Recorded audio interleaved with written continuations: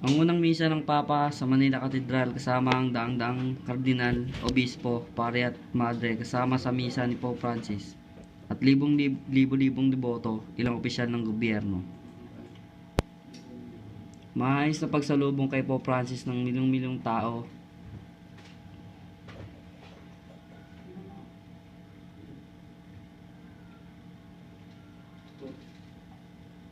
Ayan po't nakikita nyo ang maraming obispo at pare at madre nakasama sa unang pamisa ng Papa.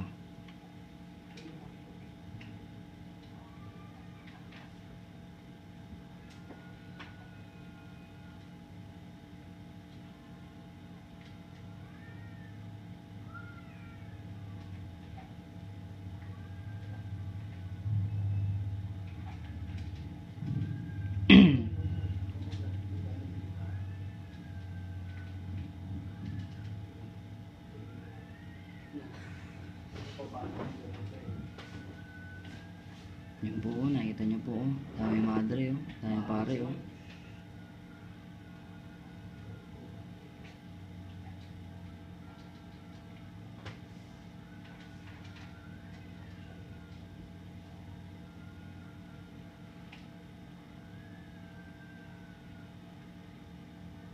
Ang mensahe ng Papa para sa mga opisyal ng gobyerno ay sana matigil na ang korupsyon at itindihin at mahalin ang mahihirap, lalong-lalo na ang mga bata.